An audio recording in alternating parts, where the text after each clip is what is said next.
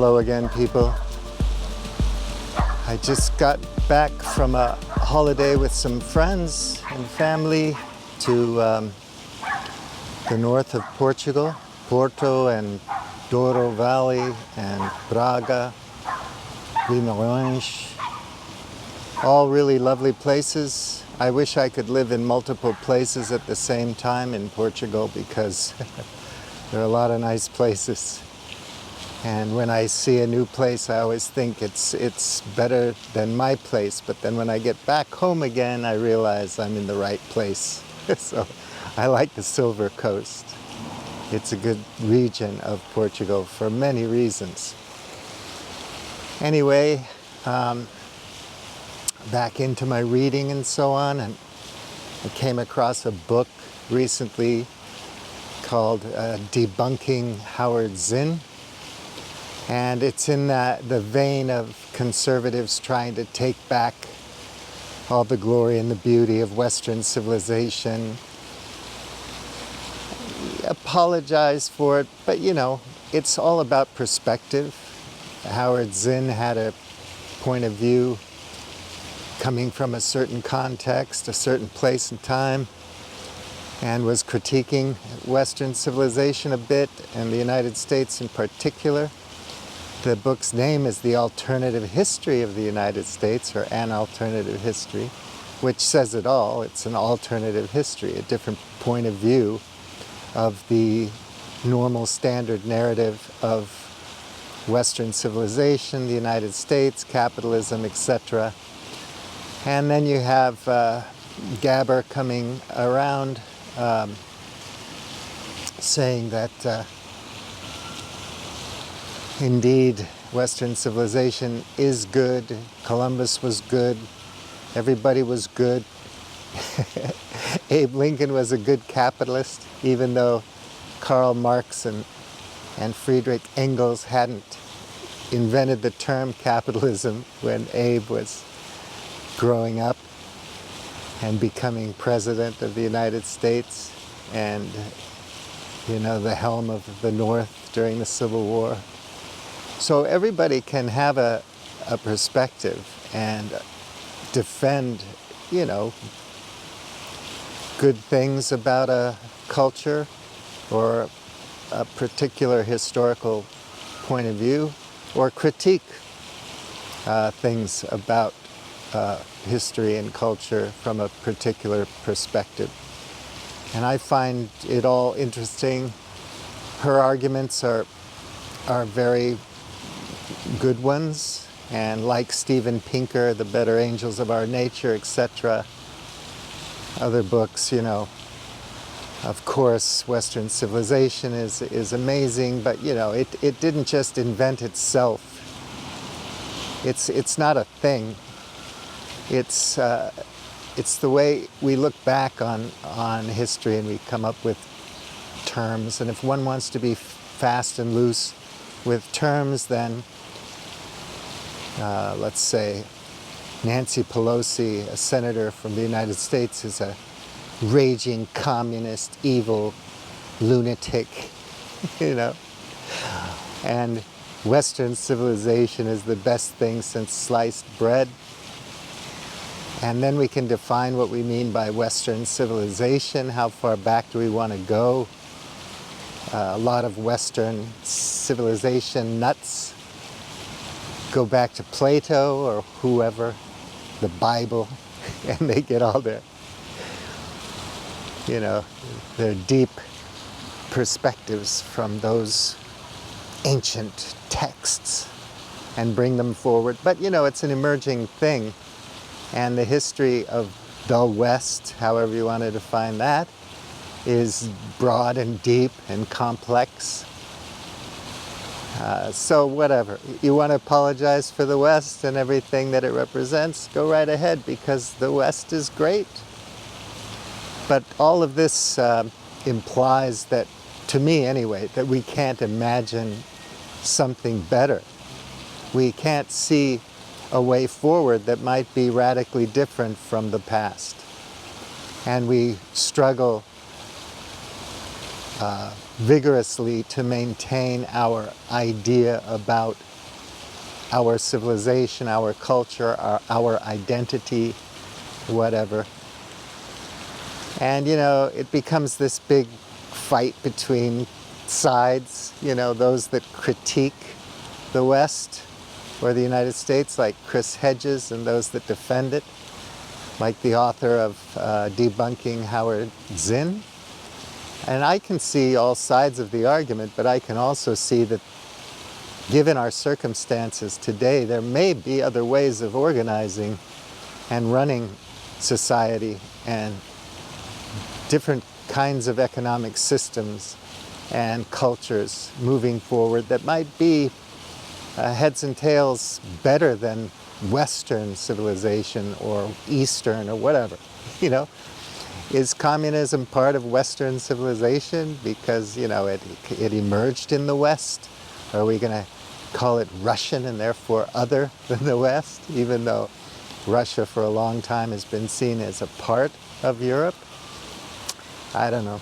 Depends on how far you go back and what lenses you want to put on, what kind of fine-grained exploration you want to have, what your ideological preferences are, philosophical preferences, and so on. For most of us, we don't know anything about it anyway, so all the hoity-toity people at Liberties or journals and quarterlies and so on from Harvard University and whatnot, who like to write intellectual stuff that nobody reads.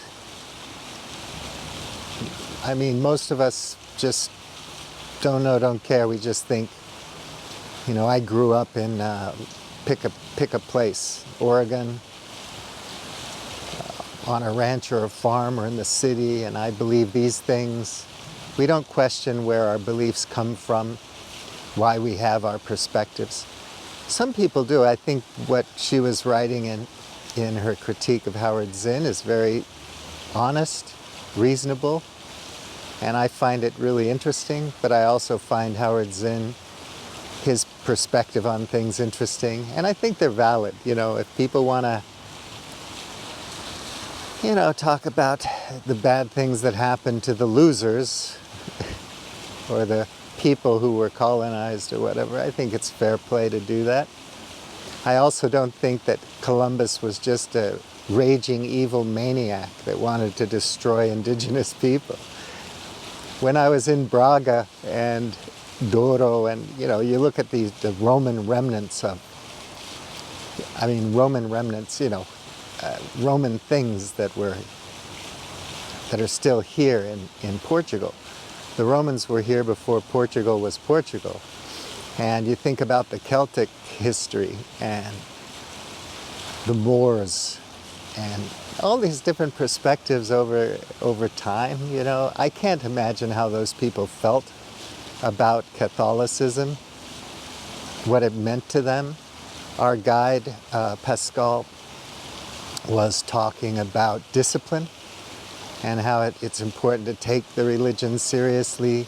When you look at the art, the reason they're not smiling or they look horrified or something was, the Catholic Church wanted the people to take it seriously and to find discipline in it because they needed discipline to survive. And that's a fantastic argument. The Catholic Church emerged. You have power structures throughout history. That was one of the major ones in history. It had a purpose.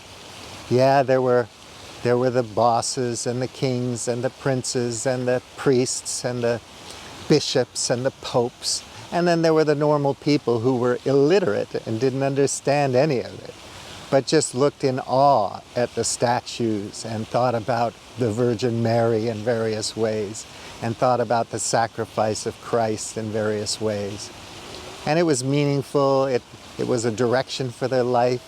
I wouldn't go so far as Jordan Peterson, where you have to get all worried about it disappearing or something, because I truly believe that there are other forms of discipline, quote unquote, that we can adopt that have nothing to do with religion.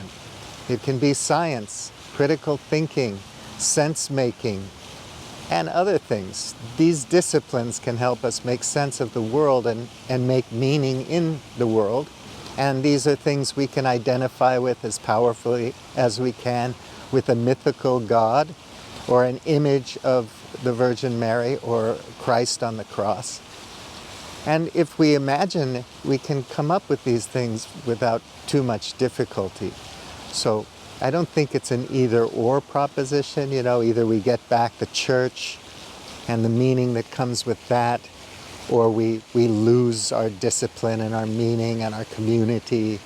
There are a lot of things that affect the world and community and how families operate. A lot of them are influenced by socioeconomics and psychology and social media, but it's complicated. There are a lot of things exerting force over our culture today, just like there was long ago. Things are much more complex now than they used to be, but still, we're in that world, we're in our world, and we have to make sense of it. I'm in awe, and I love trying to put myself in the shoes to empathize with people 1,000 years ago or 500 years ago and what the church here in Portugal meant to the people and how it helped them survive, as Pascal Silva said, because they needed something like that just to survive. Could they have survived without the Catholic Church? Sure, there would have been something else in its place. Something else might have emerged. You can imagine, for example, that the Roman Empire never ended. So what would Portugal be like if in 2021 the Roman Empire was still intact somehow? We can imagine these things. It won't hurt to have a different perspective on the world than the ones we've inherited or adopted. And we don't have to call Howard Zinn a propagandist, just like I don't have to call Steven Pinker a propagandist or other writers, because they have a point of view that they're defending or that they're putting forth vigorously and that they think is important. If you honestly think your perspective is important, you put it forth in a good faith way, I think it's great. We should listen to all of that and learn from it. But I'm still stuck on this idea that if we don't imagine a new way forward, we're not going to make it forward, because there are so many things that are kind of out of our control right now. And how do we get control of them as people, as citizens? Mega corporations have much more power to decide our future than we do, but that doesn't mean we have to be powerless. So can we imagine something better than this particular type of capitalism? Does the word have to even go forward into the future? Does it really matter?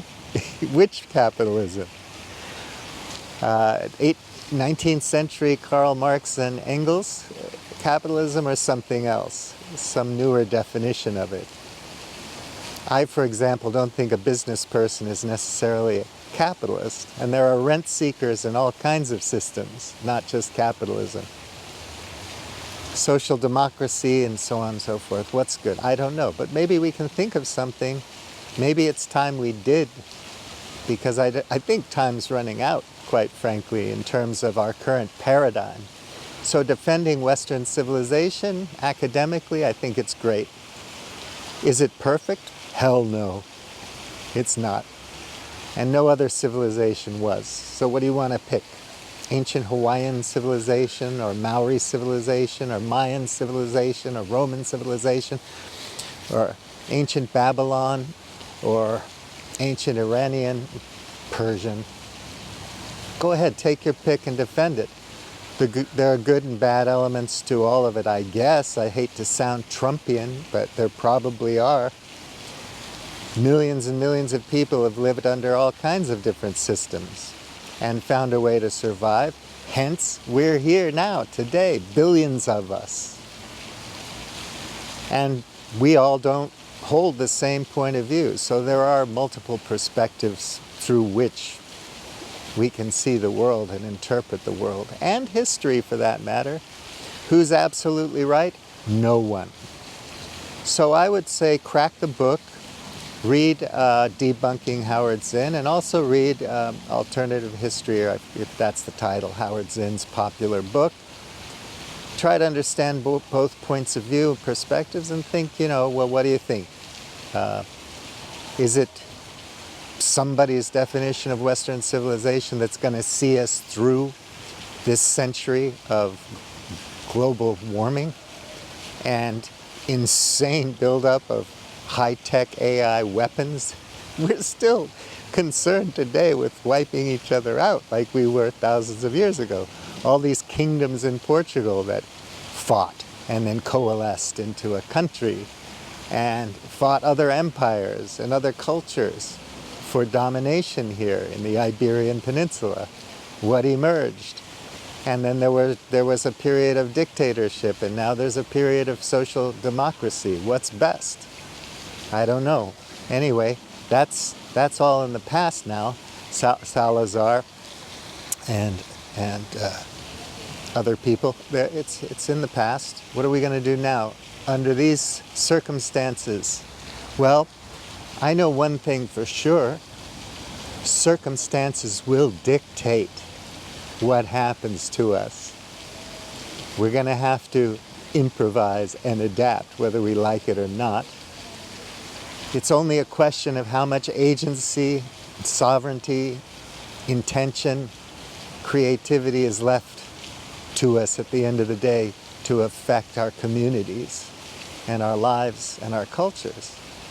Somehow we've got to take some of that power back. I don't know how it's going to happen. But anyway, while we live, we can appreciate the world for what it is, which is why I love Catholic churches, and I love Roman ruins and artifacts, and I love human history, anthropology, psychology. The whole thing is interesting. But I also have a deep love and reverence for life on Earth and preserving our ecosystems for everything on Earth, and not just being a death machine. Okay?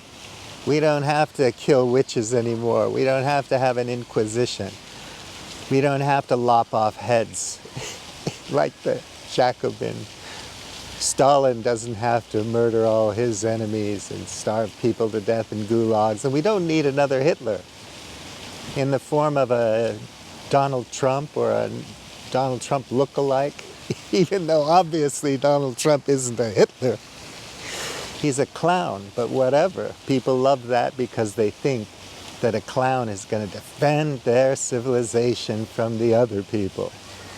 Man, oh man, isn't that a dangerous way to be?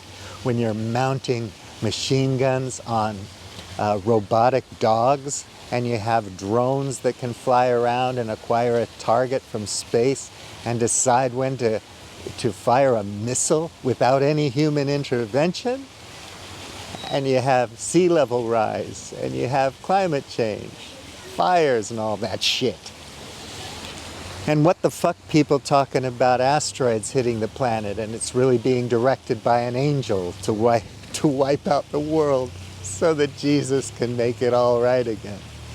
We have to take responsibility for our thinking, our perspectives, our points of view, and stand up and talk with one another so that we can imagine a way forward. Okay, that's all for now. Bouliam tea, out.